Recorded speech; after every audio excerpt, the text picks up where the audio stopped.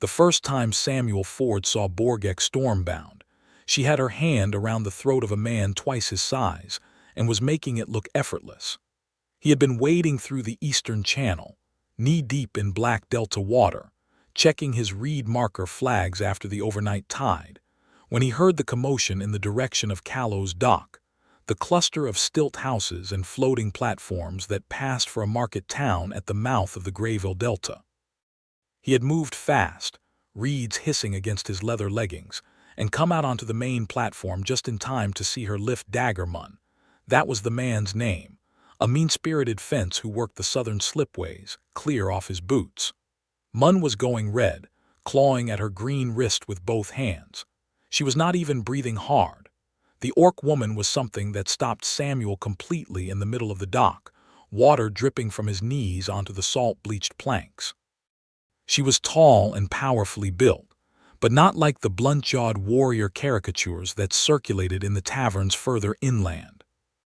Her jaw was strong and clean, her lower tusks modest and shaped like crescent moons, polished to ivory, and her dark amber eyes were blazing with a fury that was cold and deliberate, not wild. Her skin was a deep forest green, and her hair black, thick, bound in a rope that fell over one shoulder, had been half undone by whatever had started the fight. She wore fitted warrior's leathers, a dark umber bodice laced tight over a strong-boned frame, the stitching patterned with small running geometric shapes in rust-orange thread that suggested she had spent time with a southern orc lineage. Her fighting leathers were cut to move high-waisted, tight across the thighs, tucked into low-heeled knee boots with buckle straps, and the whole effect was undeniably striking.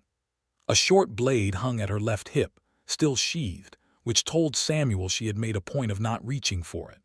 Around her, in a rough half-circle, stood 7 or 8 dock workers and a pair of warden scouts in their gray and brown patchwork coats, hands near their crossbows, unsure whether to act. "You stole from me," the orc woman said, quietly and clearly in a voice like gravel rolling over stone. "Give it back." Munn made a gurgling sound. She lowered him until his boots found the dock again and released his throat, stepping back. He coughed, bent double, and that was when Samuel saw it, a leather courier's roll in Munn's belt, the kind used to carry official papers or sealed clan documents. The woman did not take her eyes off Munn, and did not look at the wardens behind her, which meant she either did not care or she did not know how serious her position was. He stepped forward before his brain fully weighed the decision. "Munn," Samuel said, and every head turned. He kept his voice level, the way he had learned to do when mediating between factions on the river routes. "That case belongs to her. Give it back and we are done here." Munn straightened, rubbing his throat, and looked at Samuel with watery contempt. "Ford, stay in your water, scout." "That is a clan courier's role," Samuel said, nodding at it. He had seen enough of them in 5 years running border lines to know the design. "Taking that is a treaty offense under the Grayville Compact, so give it back or explain yourself to the warden captain, which I am happy to arrange." There was a beat of silence. Munn looked at the wardens. The wardens, who knew Samuel, who had worked every slough and salt marsh in the Delta with him, who trusted his read of treaty law, did not move to defend Munn. Munn pulled the courier's roll from his belt and dropped it on the dock. The woman scooped it up without looking at Samuel, turned, and walked directly off the dock and into the reed maze, gone before anyone thought to follow. He did not see her again for 3 weeks. By then the air over the Delta had begun to change. Samuel felt it the way he felt a storm coming in through the soles of his boots, a faint vibration, wrong for the season, carried on the wind that came down from the inland roads. Rumors had been arriving in pieces with every supply punt that floated in from Callow's upriver settlements. A purge had started in Thornford and was moving east. The rector's men, some called them cleaners, in the way of people who named terrible things with plain words, were working through the border territories, and their mandate, supposedly granted by the landed charter, was to clear out what they called the unnatural elements from human settlements and the lands around them. Orcs, mixed traders, hedge witches, anyone outside the approved categories of personhood. Samuel had heard this before in smaller ways, but this was not small. 3 orc traders who operated reed boats out of the Middle Delta had vanished in a single week. Old Petra, who was not a witch but sold herb bundles and was certainly odd, had disappeared from her slough cottage. The warden unit out of the East Station had been replaced overnight with Rector's guard in white surcoats.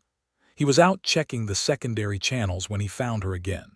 She was crouched in the hollow of a root mound where a great swamp cypress had died and left a cathedral of tangled wood above still water, and she was binding a cut on her forearm with reeds, jaw tight. Her bodice was muddy at the hip and there was a bruise forming on her cheekbone, but she was very alert. She had heard him before he reached her, and the short blade was in her hand before he cleared the last bend. "It is Ford," he said, quietly, hands open. "Samuel Ford. I was on the dock 3 weeks ago." Her eyes tracked him. The blade did not come down immediately. "The one who scared off the fence," she said after a moment. "I did not scare him. I invoked a trade compact which is less impressive." Something shifted around her mouth that was not quite a smile. "You knew the law." "It is my job to know which laws apply to which water." He nodded at her arm. "That needs something better than a reed. I have a kit." She watched him pull his field kit from the oilskin pack at his hip, needle thread, salt paste, clean linen strips, and set it on the root before stepping back to give her space to reach it. She did not let him come close, not yet. She cleaned and wrapped the cut herself efficiently without complaint while he sat on the root and kept watch in the other direction, listening to the channels. "They are calling it a clearing," she said after a while. "I know. There are Rector's guards at the Eastern Ferry. They are checking every reed boat, every person." "I know that too." He looked at the water.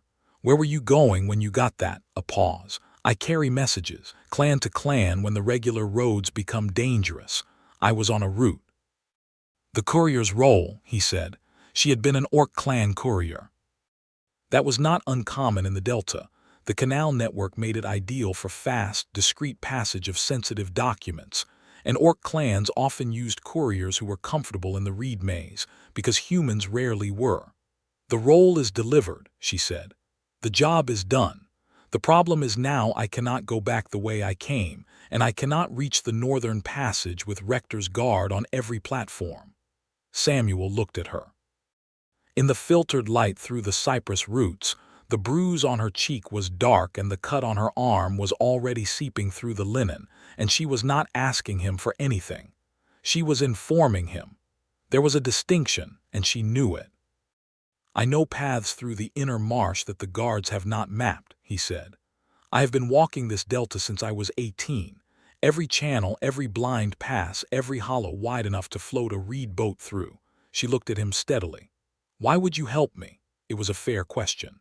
People in the Delta were not turning each other in, not most of them, but they were also not stepping into the current. Samuel thought about that for a moment and found the answer was simpler than a speech. "Because what they are doing is wrong," he said, "and because you have not done anything that requires any law I recognize to be brought to bear on you." Her name was Borgakh Stormbound.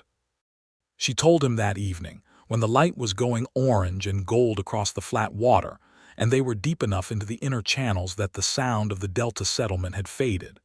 She said it the way orc people said a true name, with a formality that carried weight, like a small offering. He told her his in return the same way, and she repeated it once, quietly, as if learning its shape. For 2 days, he led her through the back routes. It was simple, practical work, reading tides and current, choosing channels too shallow for a guard punt, moving at dawn, and at the mid-afternoon lull when the light on the water made visibility poor. He kept his pace to hers, which was actually faster than his on the root mounds because her stride was longer, and he had to admit quietly that she was better in certain terrain than he was. She moved through dense reed stands without sound. She could read water color to judge depth at a glance, which told him she had spent real time in Delta country before. "You have worked this region," he said, on the second morning, as she waded ahead of him through a silver sheet of chest-high reeds. "For 4 years," she said, not stopping, "different parts of it. Then you know it well enough to find your own way. I know the northern routes, she said, not the inner marsh. He had not thought of that her knowledge of the delta would be the courier's knowledge, the established routes, the named channels, not the unmapped interior. That was his alone, the product of 5 years of systematic scouting for the Border Range Office, walking every stretch, noting every change. He felt, unexpectedly, a flush of something that was not quite pride, more like a sudden awareness that his work had a value he had been taking for granted. On the third evening, they made camp on a dry root island barely bigger than a dinghy, screened on 3 sides by reed walls, with open water to the east that caught the last of the light beautifully. He had a small cook pot and dried fish and a few wild greens he had pulled from the shallows, and they ate side by side on the roots while the stars came out, and it was comfortable in a way that surprised him. "Why do you do this?" she asked. She was looking at the water, not at him. "Scout work. Live here. You are a human. You could be anywhere." He thought about that. "I know the Delta. I do not know anywhere else very well. And it does not ask me questions about where I come from or what my people were." She looked at him sideways at that. He felt it without looking back. "You are a loner," she said. "I am comfortable alone. That is different." "Is it?" He did not answer that. She did not press it. But when they slept, back to back on the root highland with his oilskin stretched between 2 sticks to catch dew, he was more conscious of the warmth of her spine against his than he would have liked to be. On the 4th day, she told him what was in the courier's roll she had delivered. It had been a warning, a detailed list of names. Orc traders, half-orc residents, human sympathizers, border scouts who were known to work alongside non-human people without reporting them to the rector's network.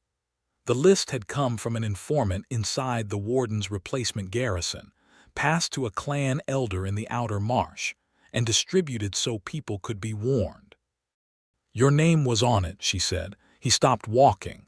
The water they were wading through was thigh-deep and dark brown, and he stood in it while the statement settled into his chest. "How long ago did you deliver this?" he said. 8 days. He ran the math quickly against what he knew about Rector's guard operational patterns. "If they were already watching ferry traffic 8 days ago, and they have my name, then my station." "Your station was raided 6 days ago," she said, and her voice was level, but there was something underneath it. "I learned that at the handoff. I was going to tell you when we were clear of the eastern channels." He stood in the water for a long moment. His station was a 2-room floathouse on the Greyville's main channel. Not much, never much, a bunk and a work table and his maps rolled in oil cases and the particular slant of afternoon light across the water that he knew and loved with the unremarkable devotion of a person who had settled into a life. It was gone. The maps might be gone. Everything that was his, everything that was ordinary and small and his, was gone. "Right," he said. He started walking again. She watched him for a moment before following, and he did not look back to see her expression, but he could feel her attention on him the way you could feel the sun on your face when your eyes were closed. "I am sorry," she said after a while. "It is not your fault. I know. I am still sorry."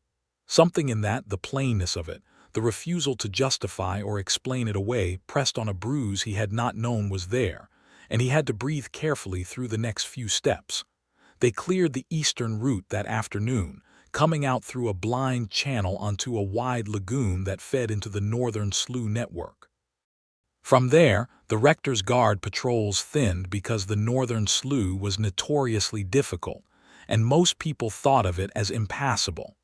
Most people were not Samuel Ford, who had mapped every inch of it over 2 winters. He had a secondary cache. Every good scout kept one in a split-rock hollow above the tide line where the northern slough met the Greyville bluffs. Dry goods, a change of clothes, spare maps, coin in a clay jar. He had never needed it before. He needed it now. They climbed to the hollow in the evening, and while he pulled out supplies, she sat on the bluff and looked out over the delta spreading below them in the last gold light, and he stopped himself from looking at her more than twice, which was already twice more than he was supposed to.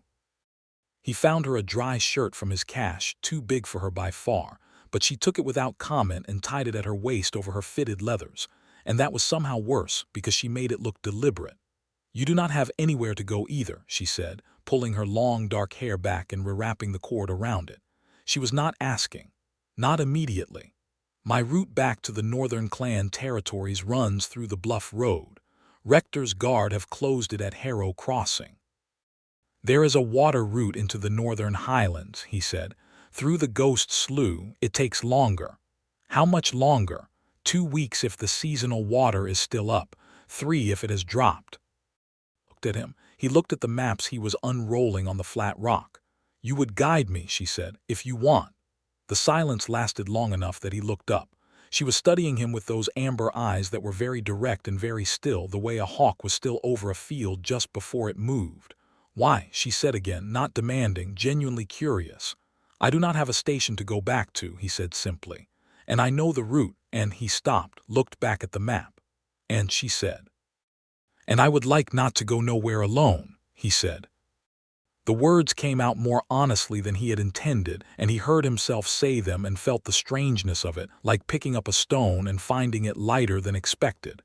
She was quiet for a moment. Then, "Borgakh Stormbound does not need a guide through the Ghost Slough." "I know." "But she would accept the company," she said. He looked up. She was not smiling exactly. It was something more controlled than a smile, but it was warm at the edges, and her amber eyes had shifted from assessment to something else entirely. And Samuel Ford, who had been alone in the Delta for years with the company of tide tables and reed birds and the occasional half-drunk warden, felt something in his chest move that had not moved in a very long time. "Good," he said. They left at first light. The Ghost Slough was everything the name suggested. Shallow channels that did not appear on official maps because they changed with each season, winding through stands of dead trees that stood white and skeletal above black water, with bends that turned back on themselves and fog that sat on the water from midnight to noon. It was beautiful in the way that serious and difficult things were beautiful, and Samuel navigated it the way he navigated all serious and difficult things, by paying attention and by trusting what he knew. Borgakh moved through it like she had been made for difficult terrain. She was strong in a way that was genuinely useful rather than merely impressive. She could hold a reed boat's nose against a current that would have taken Samuel's wrists for 20 minutes without flagging, and when they hit the half-submerged root fields on day 3, she lifted the front of the boat clear of the tangle while he levered the back, and they had lost nothing in the crossing when they should have lost everything. He learned her in pieces, which was the only way anyone learned anyone real. She had grown up in the eastern clans, far inland, where orc traditions were strict and clan roles were defined by birth line. She was not from a warrior line, which had surprised the people who saw her fight. She was from a messenger line, a lineage of couriers and scouts, the people who carried the threads of communication between clan holds across distances too dangerous for ordinary travel. Her father had taught her the routes. He had been killed on a route 4 years ago by men in white surcoats, and she had been finishing his work ever since. Samuel told her, in return, the facts of himself that he did not usually offer. The third son of a river ferry family in the western settlements, which meant he had inherited nothing but the ability to read water. No formal schooling beyond the ranger's training, which he had entered at 17 and completed at 18 when the program was still accepting volunteers. 6 years in the Delta since. No family nearby. No particular plans beyond the next tide chart. "You are good at the work," she said one evening, when they had tied the reed boat to a Ghost Slough cypress and were eating from his dwindling food stock. "I know the Delta," he said. "It is the only thing I am particularly good at." "That is not true." He looked at her. "You read people well," she said. "You knew Munn would back down on the dock. You knew how to tell me where the cash was without making it sound like charity. You read the situation and you act correctly." She paused. "That is rare, more rare than knowing river charts." He did not know what to do with that, so he said nothing, but he kept the warmth of it somewhere inside him where it would last. On day 5, She reached across the boat and adjusted the angle of his pole in the water without asking, correcting his leverage on a particularly stubborn current. And when her hand closed over his and her fingers moved his grip 2 inches higher on the shaft, neither of them said anything about it, but neither of them moved away after the adjustment was made.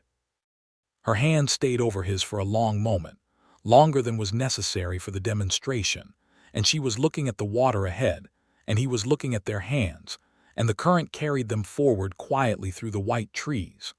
On day 7 of the Ghost Slough crossing, they came to the village of Hookford.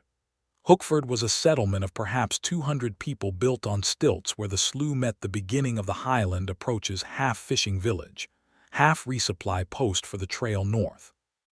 Samuel had passed through it twice a year on his annual route checks, and it was the kind of place that kept its head down and its opinions to itself under ordinary circumstances.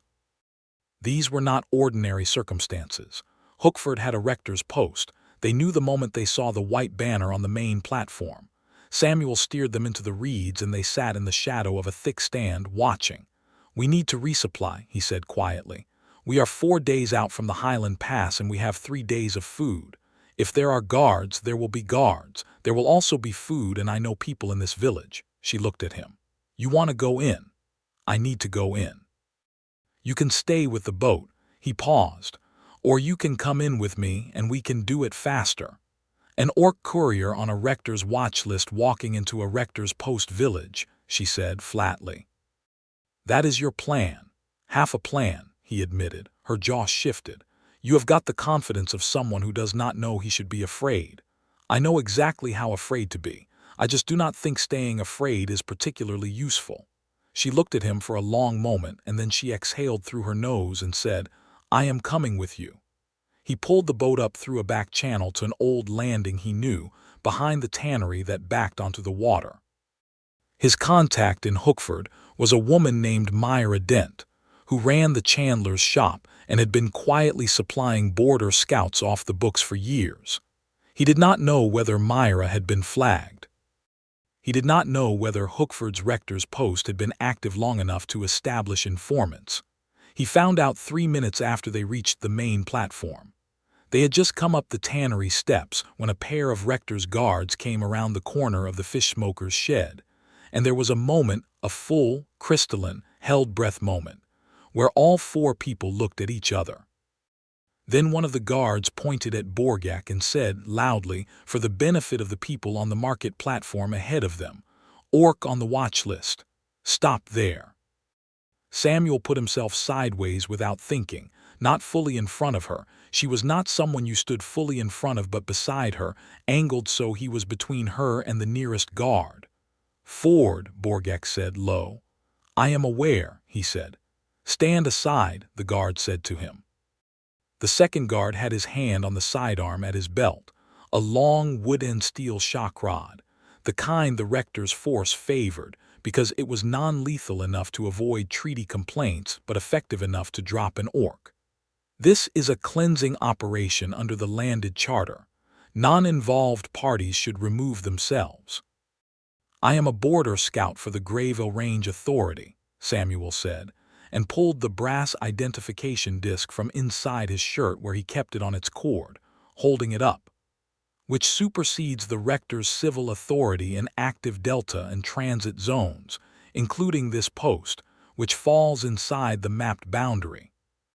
So what you are going to do is tell me what mandate you have for a personal detention in a transit zone, and I am going to tell you whether it is legitimate, and we are going to resolve this without anyone doing anything they will regret." He was aware that his station had been raided. He was aware his authority might have been officially suspended. He had absolutely no idea whether that information had reached this specific outpost. It had not. The guards exchanged a look. People on the market platform had stopped and were watching. That mattered. It changed the arithmetic. Public scenes in transit towns had a different weight than encounters in empty marsh. "The warrant is for an orc courier matching that description," the first guard said, more carefully now. "Associated with unauthorized document transport." Unauthorized document transport is a clan treaty matter, not a charter matter, Samuel said. I am going to need to see the warrant classification. He held out his hand. The guard did not have a warrant. Most of the smaller field units did not carry formal paper. They worked from verbal orders. Samuel was betting on it, and he was right. We can get it from the post. Then I suggest you do that, Samuel said. We will be at the chandler's shop. We are resupplying under scout provision rights, and we will be out of your transit zone within 2 hours. He turned, and he put his hand very briefly and very lightly at the small of Borgakh's back, just a breath of contact, steering them toward the chandler's shop before either guard found their authority again. He felt her go completely still at the touch, and then she walked.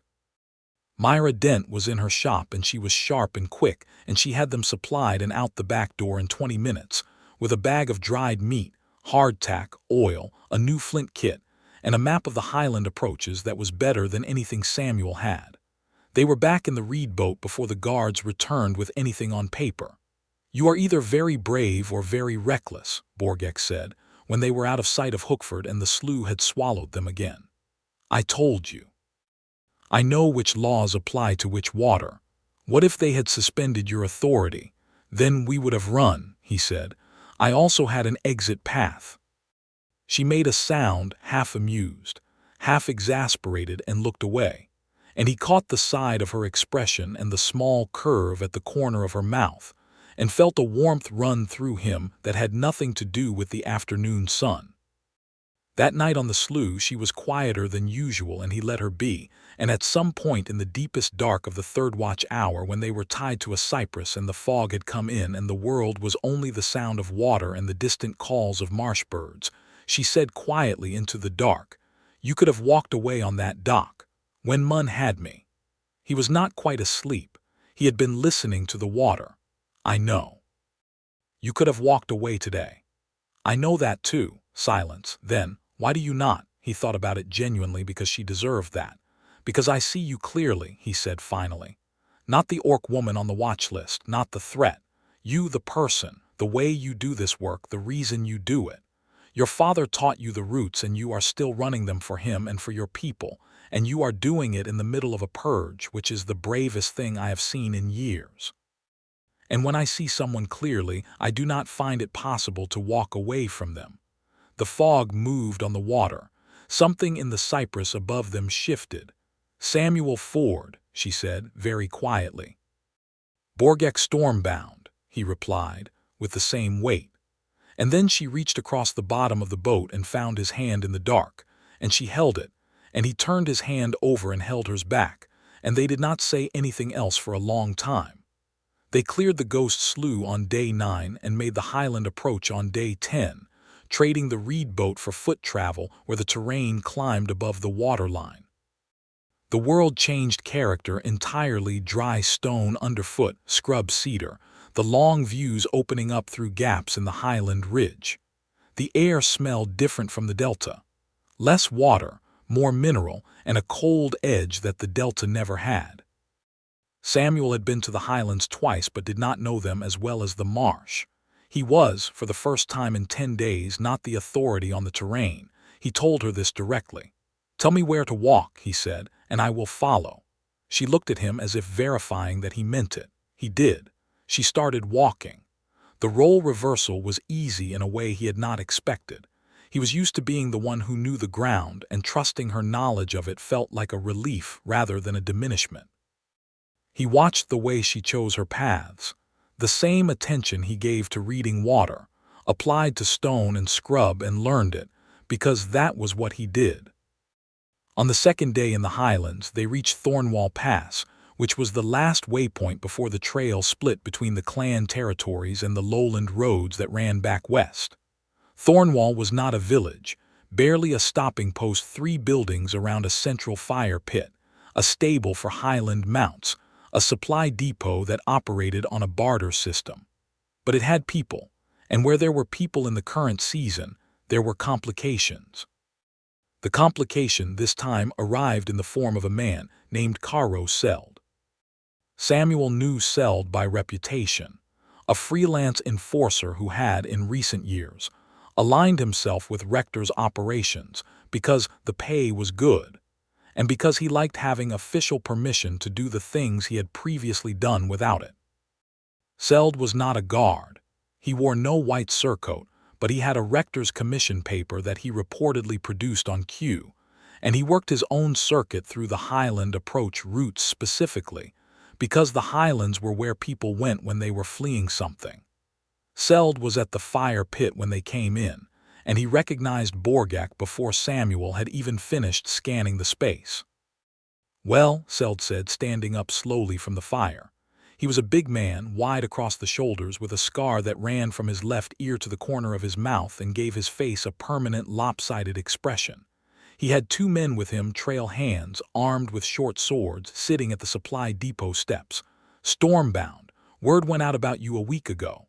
"I am passing through," Borgakh said, her voice absolutely even. "You are stopped," Seld said. "There is a warrant." And this, he looked at Samuel with the particular contempt of a man who had decided in the first second that Samuel was not worth worrying about. "This is who you are traveling with, a Delta scout." "A border scout," Samuel said, "with range authority credentials. Do not care," Seld said simply. "Not my jurisdiction limitation. I have a Rector's commission and a warrant for her specifically. You can walk away." Samuel had no illusion this time. He knew that Seld had probably seen updated intelligence about the raided station. He knew his identification disc would not work here, and he knew, looking at Seld and his 2 men, that the ordinary avenues were closed. What he did not know in the next moment was what Borgakh intended to do. "The warrant," Borgakh said. "Show it." "I do not need to show you anything." "You said there was a warrant. Show it." Seld looked at her, evaluating. He pulled a folded paper from his coat and held it up, not handing it over, just displaying it. Samuel could see it was a commission document, not a specific arrest warrant, but it referenced a list of designated persons, and he did not doubt Borgakh's name was on it. "There," Seld said. "Satisfied?"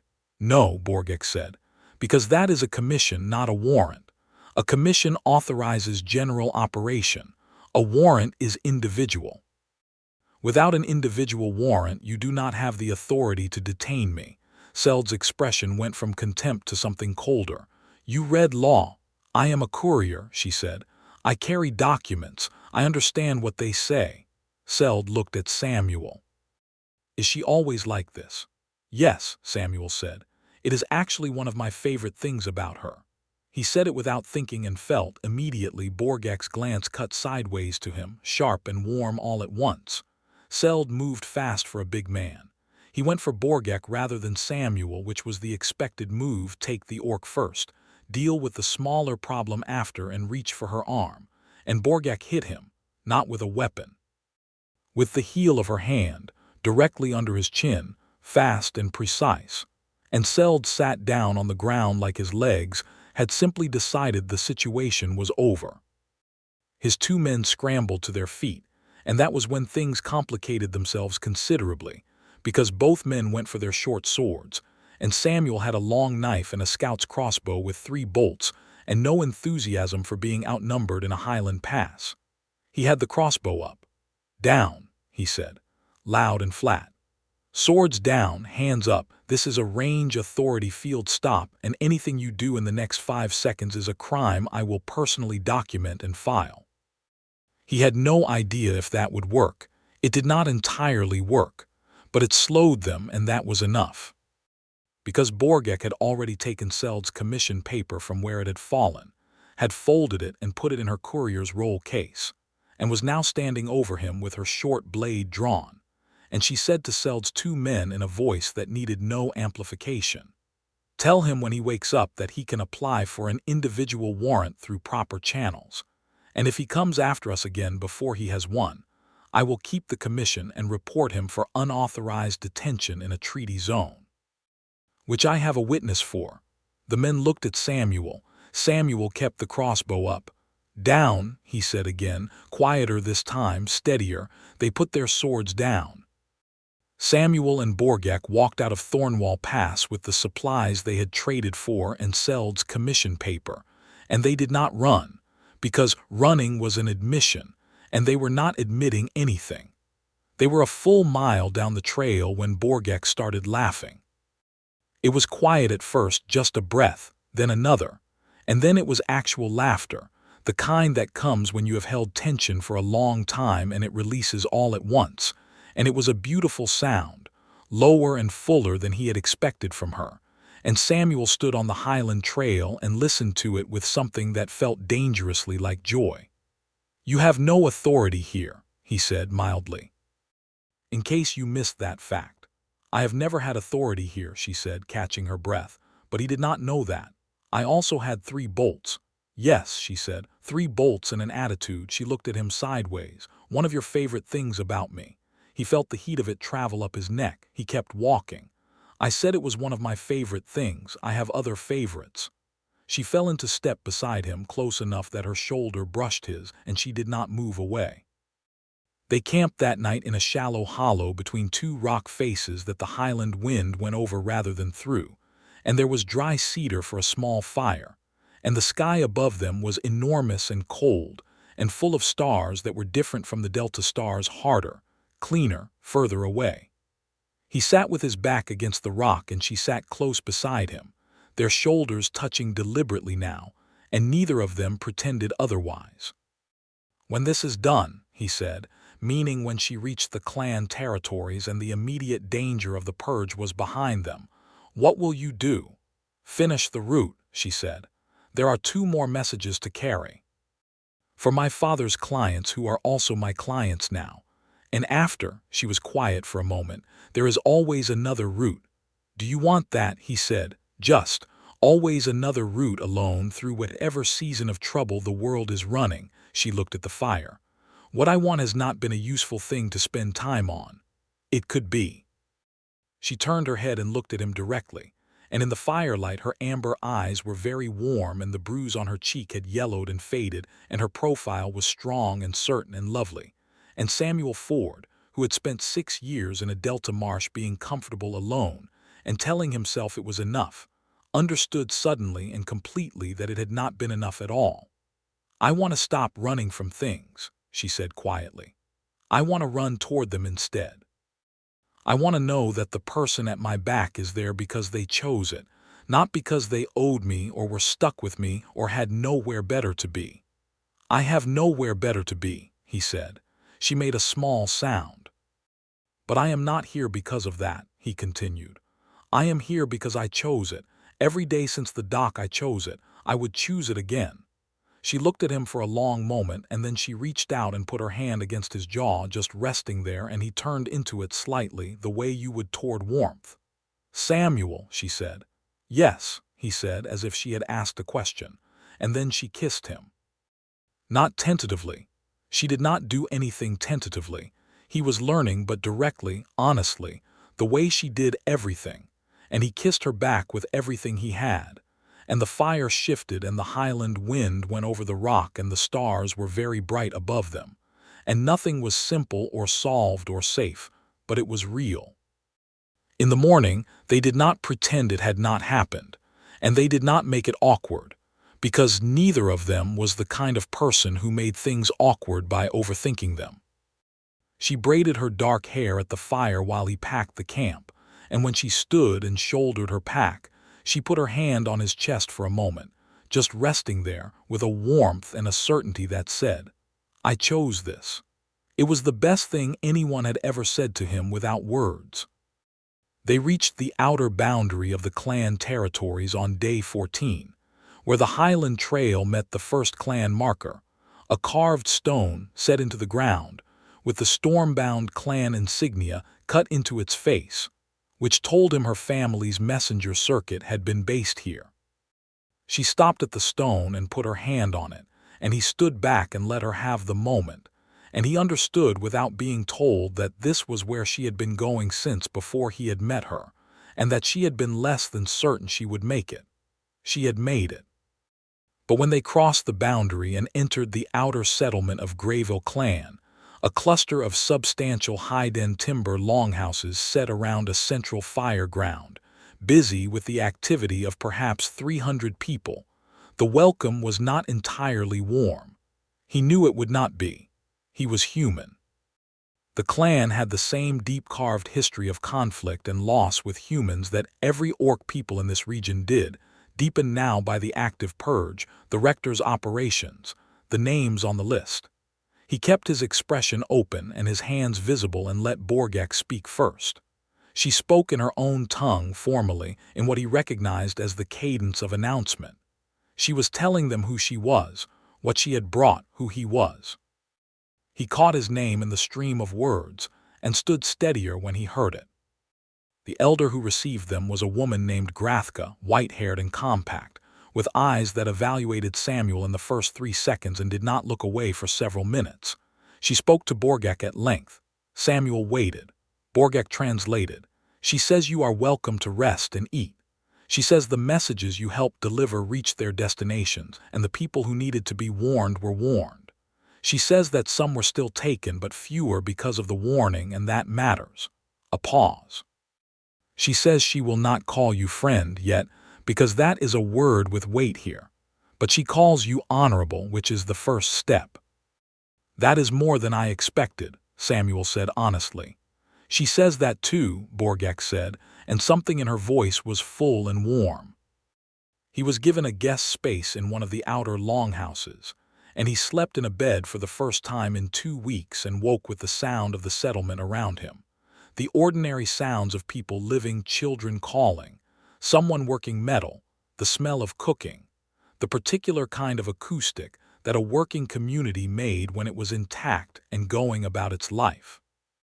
He lay in the bunk and listened to it, and thought about what he was going to do next, and found that his thoughts kept circling back to Borgakh in a way that was not useful for practical planning, but was entirely honest. He had been in the settlement 3 days when the trouble arrived. It came from the South Trail, 3 riders, moving fast, with white commission papers displayed.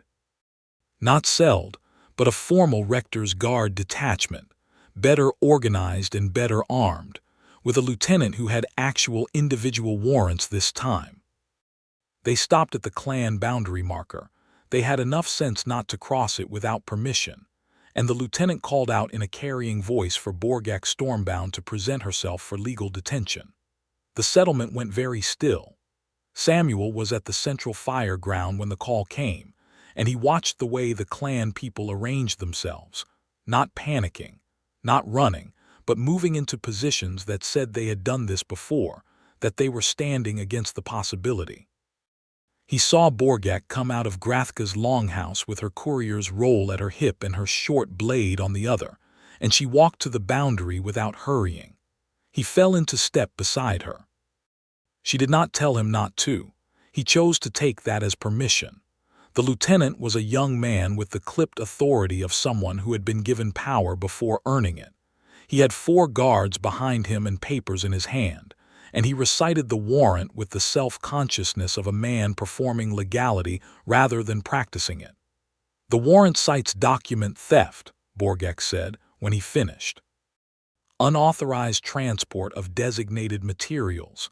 From a man named Munn who stole those materials from me, she said. In full view of witnesses. I retrieved my own property and the theft was documented at the time by a range authority scout. She looked at Samuel. I documented it, Samuel confirmed. The record was submitted to the Grayville Range office. He still had his identification disc and he held it up, because there was a small but real chance this lieutenant had not been updated on the station raid, and authority was partly a performance, and Samuel was good at performances when he needed to be. The lieutenant looked at the disc. He looked at Borgakh. He looked at his papers. There is also the matter of the Thornwall Commission, he said, less certainly. Seld's commission is in evidence as Exhibit 1 of an unauthorized detention report I am filing through clan treaty channels, Borgakh said. If your office wants to discuss it, they can contact Elder Grathka. There was a long pause, the kind of pause where a young lieutenant with clipped authority does the math between his confidence in his papers and his assessment of what he is facing and finds the numbers unsatisfying. I will need to confirm, he said finally. You do that, Borgakh said. We will be here. The rector's guards withdrew to the south trail to send a messenger. It would take several days for a response. Samuel and Borgakh walked back to the settlement, and when they were inside the boundary, Grathka looked at them both for a moment with her difficult evaluating eyes, and then she said something brief. "She says you have bought time," Borgakh translated. "She says time is what we need." "Time for what?" Samuel asked. Borgakh answered before she translated Grathka's response. "Time for the Northern Alliance to finish forming. 3 clans have been in council for a month about a unified treaty challenge to the landed charter. If they finish before the rector's office can push the warrant process through, there may be formal protections that change the ground entirely." She paused. "The messages I was carrying were part of that. The final message, the last one on my father's route, is to the Heartstone Clan Council, 2 days north. If it arrives before the rector's response comes back, it triggers the council's final vote. Then you need to go north," Samuel said. "Yes, 2 days out and 2 days back. If I go alone, faster if I have someone who can scout the northern approach and keep me from walking into a guard post I do not know about." He looked at her. She looked at him with those steady amber eyes, and he thought about the Ghost Slough and the Highland Pass and Thornwall and the fire in the hollow between 2 rocks and her hand on his jaw, and the way she had kissed him as if it were a decision she had made with her whole self. "When do we leave?" he said. But before they could leave, something happened that none of them had anticipated. A second group arrived from the West Trail, not Rector's guards this time, but independent enforcers, 4 of them, hired out of the river settlements, with a commission from a different source, a local landholders association that had thrown its weight behind the cleansing without the formal rector's sanctioning. They were rougher, less constrained by procedural theater, and their specific target was not Borgakh this time. It was Samuel. Specifically, it was the matter of Samuel's documented evidence about Munn's theft, which Munn had apparently been motivated enough to pay to have erased, along with the person who filed it. They caught Samuel at the edge of the settlement, returning from the supply depot where he had been provisioning for the northern run. They moved quickly, efficiently, and had him by both arms before he fully registered what was happening. "Ford," the lead enforcer said, "you have made yourself inconvenient." Samuel had his long knife, but both his arms were held, and the arithmetic was honest and unfavorable. And then everything happened at once. He heard Borgakh's voice before he saw her. Not a shout, not a warning, but something lower and more controlled, directed at the enforcers, and she was coming across the open ground between the settlement and where they held him with a speed that was remarkable. The settlement had emptied onto its outer ground at the sound of the confrontation, and there were 50 clan people watching, and also the lieutenant from the South Trail had come back at the sound of commotion and was watching from the boundary, which meant there were witnesses of every kind. One of the enforcers stepped toward her, and she went through him like water through reeds, not brutal, precise, controlled, a movement that put him down without lasting injury. And then she was between Samuel and the 2 who held him, and her blade was out, and she said, in a voice that carried clearly to every person watching, "Release him." This is a contract action under. There is no contract under any charter or treaty that authorizes the detention of a range authority scout without cause in a clan-protected territory, she said. "You are in violation of the Greyville Compact's border clause. Release him and go." The lead enforcer looked around at the audience, the 50 clan people. The lieutenant at the boundary with his hand very carefully not on his weapon because he was doing his own math. The elder Grathka at the longhouse door with her arms folded. He released Samuel. They left. And then one of the enforcers, as he was going, the second one, not the lead, the kind of man who felt he needed to restore something, turned back and said, loudly, so the entire audience could hear, something about Borgakh that was obscene and specifically intended to demean her by linking her to Samuel in the most degrading terms he could construct. The settlement went completely silent. Samuel moved, and Borgakh caught his arm. She caught it hard, her hand around his forearm like iron, and she pulled him back one full step, and when he looked at her, her expression was something he had not seen on her before. Not anger. Something beneath anger, something more fundamental. She looked at him for just a second, a real look, not strategic, not composed, just raw, and he saw it. He saw what was underneath the iron grip control. She was scared, not for herself, for him. She was looking at him, and she was afraid of what would happen if she let him go toward that man, afraid of what it would cost him, afraid of losing him to a fight that would not serve anything. She was scared of losing him. The realization landed in him like a stone dropped into still water, and the ripples went all the way to the edge. "Borgakh," he said quietly. "Do not," she said, voice tight. Her hand was still on his arm. "All right," he said, "I am not going." Her grip did not immediately loosen. She was still looking at him with that raw thing in her eyes, checking, making sure. "I am here," he said. "I am not going anywhere," she breathed. Her hand opened. And the enforcer was already walking away, because the audience around them had made their own judgment audibly, and he was not going to get what he had wanted from it, and the smart calculation was to leave. Borgakh turned away from Samuel and addressed the settlement in her own language, clear-voiced, formal, and whatever she said caused Grathka to nod, slowly and with weight. Later, in the quiet of the outer longhouse, with the settlement sounds going on around them and the evening light going down through the smoke hole, he sat beside her on the bench and said nothing for a long time. "You were scared," he said eventually. She did not deny it. She looked at her hands. He would not have stopped at one enforcer. He would have found more and used any fight as justification for. "I know that," Samuel said. "I know the practical reasoning. I am not talking about that." A silence.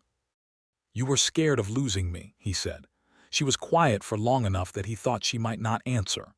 "Yes," she said. He turned to look at her. She was still looking at her hands, and in profile her jaw was set and her expression was the careful, controlled expression of a person who had decided not to be vulnerable, but the fact that she had answered at all was the most vulnerable thing he had ever seen anyone do. "Borgakh," he said. She looked up. "So am I," he said. "Scared of losing you. I have been scared of losing you since the second day in the ghost slough when you told me about your father, and I understood what you are doing and what it costs, and why you cannot stop. And I have been scared of losing you every day since." Her amber eyes were very bright. "That is the worst part of this," she said, and her voice was not entirely steady. "Before you I did not have much to lose. The root was the root. The work was the work. I was careful because being careful was sensible, not because there was something specific I was protecting." She stopped.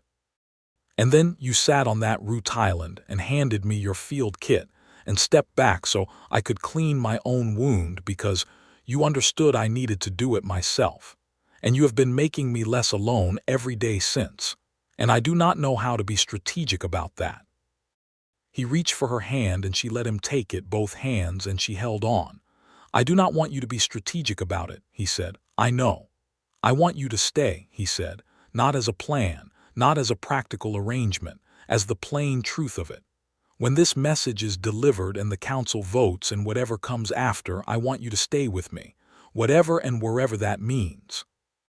She looked at him, and then she leaned her forehead against his, and they sat like that in the evening light of the longhouse, foreheads together, hands locked, and she said very quietly, "Then I stay."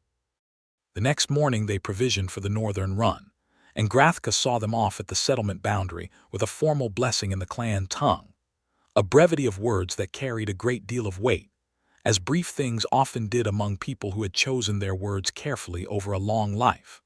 The northern trail was drier and cleaner than the ghost slough, and Samuel was a quick learner of terrain he had not seen before, and Borgakh moved through it with the ease of someone who had run this route in other seasons. They were a unit on the trail, not leader and follower, but two people who each knew what they were good at and used it, checking in with glances and gestures that had developed organically over 2 weeks of necessity. On the first afternoon, coming down into a narrow valley that the trail threaded between two ridges, she stopped suddenly and held up a hand, and he stopped beside her and went quiet without asking why. Then he heard it, riders on the North Trail, moving south and not slowly. They stepped into the ridge brush simultaneously, moving without discussion, and waited. 4 riders went past below them at a clip. Clan riders, by their markings, Northern Highland clan from the look of the cut of their coats, and each carrying a long blue messenger cloth tied to a pack staff, which was the northern signal for council-bound travel. She let out a slow breath. "The Heartstone messengers," she said. "They are going south, toward Greyville clan, which means the council vote is already underway." She looked at him. "If the vote is happening, it means the threshold messages reach the council, all but mine. Then we need to move fast," he said. "Yes," she was already stepping back onto the trail. "Or we need to run." They ran. They reached the Heartstone boundary by deep evening, cutting a full half-day off the estimate by moving at a pace that burned something real, and neither of them said anything about the burning because it was necessary. The Heartstone outer settlement was larger than Greyville, a walled compound of stone-reinforced longhouses set into the ridge, with watchfires and a gate that was closed but not barred. The gate opened for them when Borgakh gave her name. It seemed the Stormbound courier was known here. The Heartstone Council elder was a man named Borgakh, older than Grathka, with a white braided beard and the bearing of someone who had been the largest person in every room for 40 years and had grown into the responsibility of that. He received Borgakh's message with a formality that matched its weight, broke the seal in front of them, read it, and then looked at Samuel. "You are the human border scout who guided her," he said, in accented but clear common tongue. "I am." "The message speaks of you," Borgakh said. "Grathka's note within it. She says you are honorable." "She told me she would not use that word yet," Samuel said. "She decided to accelerate the timeline," Borgakh said, and there was dry humor in his voice. "He cast the vote that night." Samuel did not hear the content of the council deliberations. He waited outside by the watchfire, and Borgakh was inside as witness and courier. But he heard, at some point in the middle of the night, the sound of a formal declaration being read aloud, and he knew from the tenor of it that it had gone through. When she came out, her face was tired and bright at the same time, the way a person looked who had run a very long race and finished it. "The Northern Alliance Treaty is ratified," she said.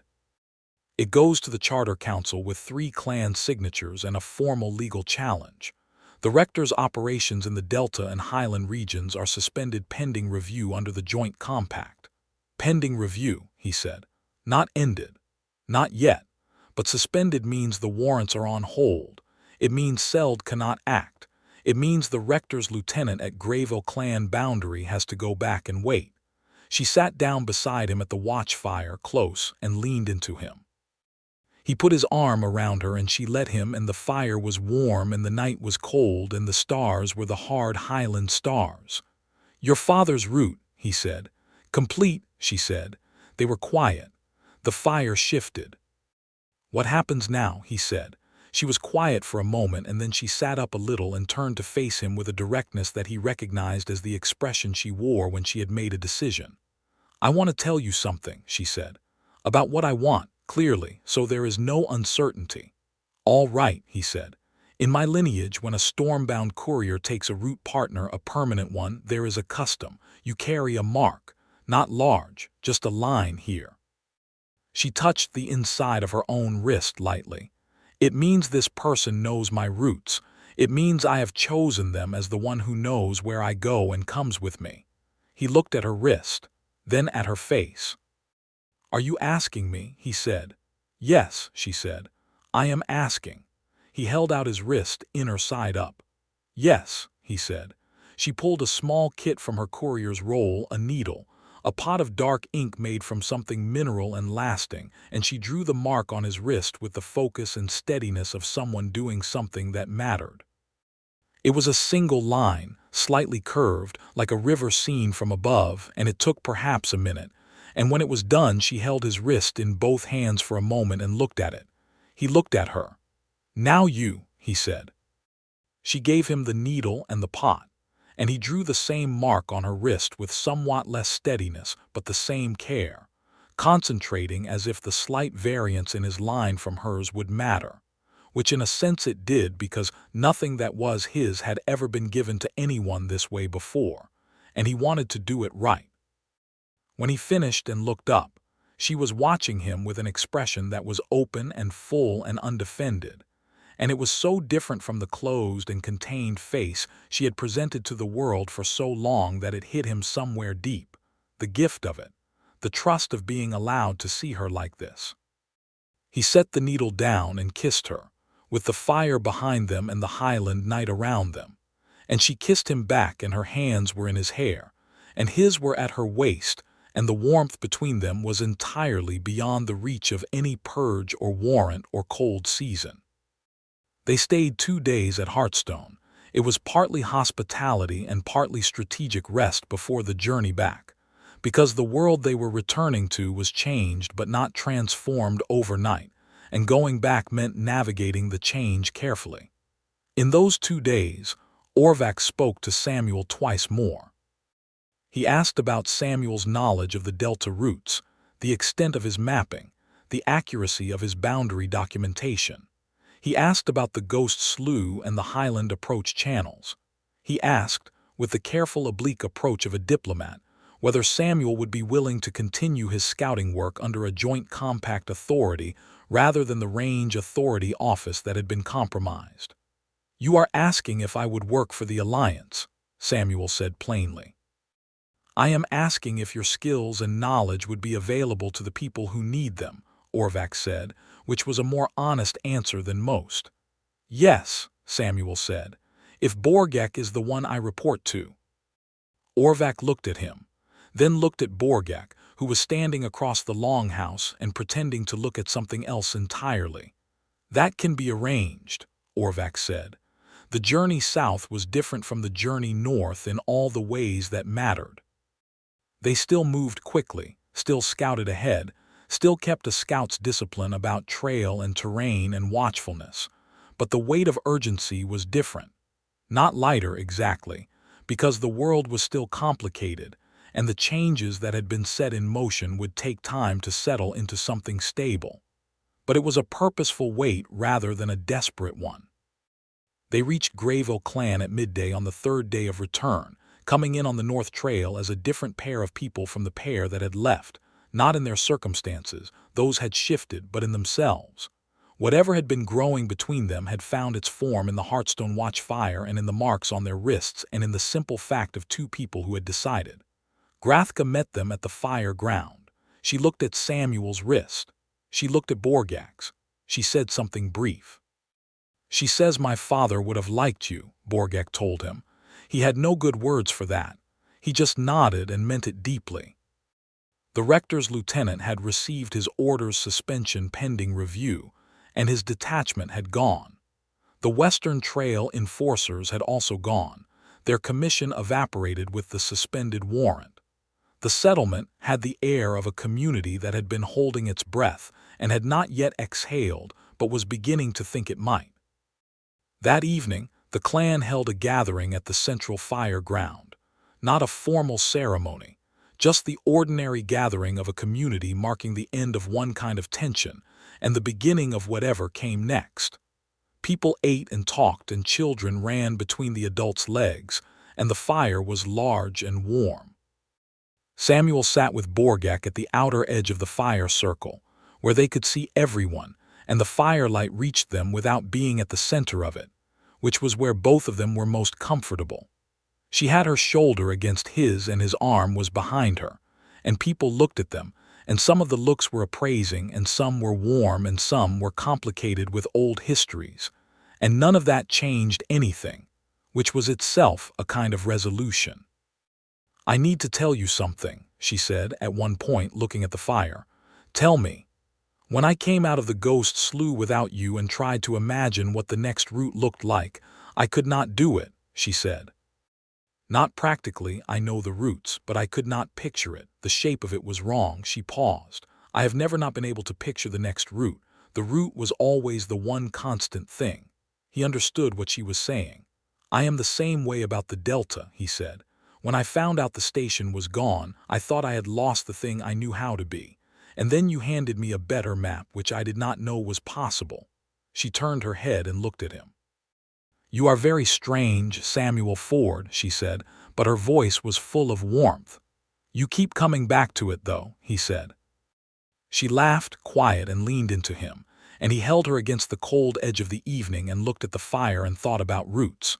Not his old route, not her old route, the one that went north and came back south and threaded through every complicated channel of the world they were both in together, with 2 marks on 2 wrists and no particular certainty except the one that mattered, that they had chosen each other and they were not going to stop.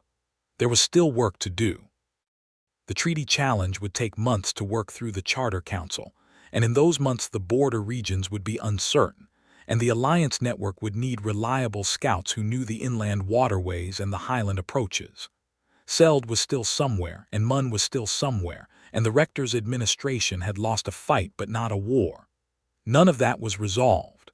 But there was also this: 2 people at a fire, shoulder to shoulder, with the sound of a real community around them. A route marked on 2 wrists, a decision made at a watchfire under hard highland stars. A long knife and a courier's roll, and the combined knowledge of every channel and trail between the Delta and the Clan Highlands. In the morning, Grathka called them both to her longhouse. She set 2 things on the table: a sealed commission from the Northern Alliance Council, authorizing Borgakh Stormbound to continue her courier function under the new treaty framework, with expanded mandate, and a document of appointment for a joint authority scout, operating in support of Alliance communications, with a specific brief covering the Grayville Delta and Highland approach routes. Samuel looked at the appointment document. His name was already on it. He looked at Grathka, who looked back with her careful, weighing gaze. "Orvac was efficient," he said. Grathka said something. "She says Orvac is always efficient when something is obvious," Borgakh translated, and Samuel could hear the warmth in her voice even as she kept it neutral. He picked up the appointment document and signed it with the pen Grathka offered. It was the simplest thing he had done in weeks, a name on a line. And it was also the most significant, because it was not the Range Authority's Delta Station, which was gone, and it was not the solitary life of a scout with no one waiting, which was also gone, and it was the beginning of something that was going to be hard and good in all the ways that real things were hard and good. Borgakh signed her commission renewal beside him, and the scratch of the pen on paper in the quiet longhouse was a small domestic sound that felt, to Samuel, like the most adventurous thing in the world. Grathka rolled both documents and handed them across, one to each, and said a single word that needed no translation because it was the same in every language. It meant, "Go." They came out of the longhouse into a morning that was clear and cold and bright, with the highland air running down off the ridges and the settlement alive around them, and Samuel slung his pack and Borgakh shouldered her courier's roll, and they stood for a moment looking at the north trail where it came down through the cedar scrub. "The route to Harrow Ford is open now that the warrants are suspended," she said. 2 days, he said, "if we cut through the lower ridge, 1.5 if we push." "Push," she said. He looked at her. She was looking at the trail, and there was the brightness in her profile that he had first seen at Thornwall when she laughed, the brightness of a person in motion towards something they wanted, not away from something they feared. She looked back at him, and her amber eyes were warm and certain and fully, completely alive, and she said, "Are you coming?" He took her hand, not tentatively, fully, their marked wrists pressing together, and said, "Yes." They went. Not into resolution, not into safety, not into the easy ending of a story that had tied every thread and answered every question, and delivered a world where nothing would ever be hard again. The route ahead was long and complicated, and the world was mid-chain, and there would be difficult passages and guard posts and political tangles that would take everything both of them were good at to navigate. But they went together, which was the one true thing, the thing that did not need negotiation or qualification or careful strategic framing. The trail went north into the cedar and the highland light, and the settlement fell behind them, and the 2 marks on 2 wrists caught the morning sun. And Borgakh Stormbound, who feared nothing and could have gone anywhere, was walking north beside a human border scout with 3 crossbow bolts and a very good knowledge of Delta water and an honest heart. And she was holding his hand, and she was not letting go. And Samuel Ford, who had been comfortable alone for 6 years and had told himself it was enough, walked beside the most remarkable person he had ever known through a complicated and beautiful world that was hard and alive in all the right ways, and thought about the next route, and the one after that, and the one after that, and found that every single one of them was somewhere he wanted to go, so long as she was going too. The cedar closed around the trail. The settlement sounds faded. The sky was very wide and very blue. They kept walking.